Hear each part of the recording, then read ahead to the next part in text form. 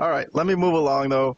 I'm going to jump to the other thing that ended the show, which was Bryan Danielson making an open challenge, and he's the new champion.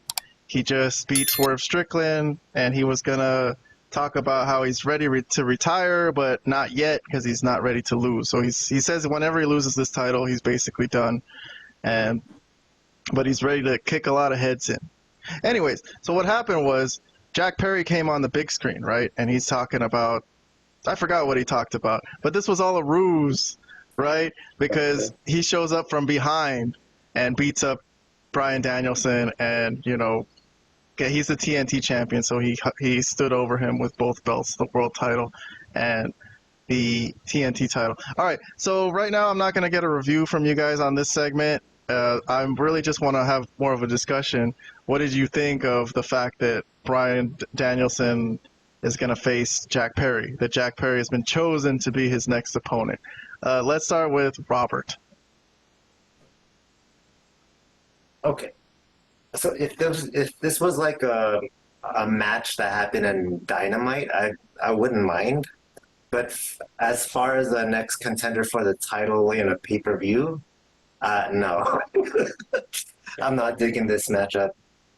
If you don't think they could put on a good match? These two guys? I mean, Jack Perry's pretty good in the ring, man. I think they could put on a good match. I think they could have a good match, but as a title contender, and Bryan Danielson's time being, I don't know how limited it is, but if it's as limited as he's trying to make us believe, the last few opponents in however many pay-per-views that he's going to fight in left it shouldn't be Jack Perry. I don't know who would be who I would put as a matchup instead of him, but I wouldn't put Jack Perry.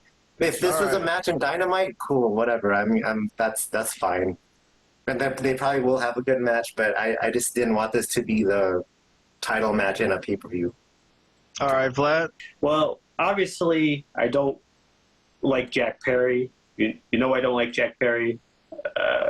But the thing is, I think because there's such a quick turnaround from, what is it, All Out and All In, you know, it's like a 2-week thing. They had to come up with something on the fly, and they figured, well, look, Jack Perry is getting some sort of heel heat.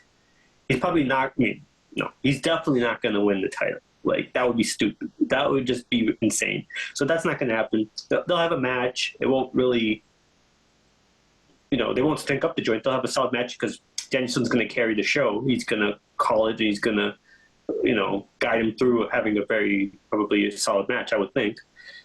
But, it's just something they put together really quick, I think, because of the turnaround, because of how they schedule these things, Well, look, so you're saying you don't see Jack Perry winning this match at all? There's no way. What? No way. Oh, my God, no. No, that's not the guy. No, absolutely not. So this is extending Danielson's career then. Maybe it's not that he's going to be gone anytime soon. Maybe they're finding a bunch of feuds for him to just carry on and be champion like through the year maybe or something. I don't know. Well, I find that hard to believe, but maybe. I don't really know where it's all going. I mean, I'm surprised. We already argued previously, or not argued, but we talked about should he have actually won the title if he's all messed up and he's going to need surgery and all that stuff, and he was already saying that he was going to retire. But that's not neither here nor there at this point. As far as this thing with Jack Perry, no, he's not going to lose to Jack Perry. No chance.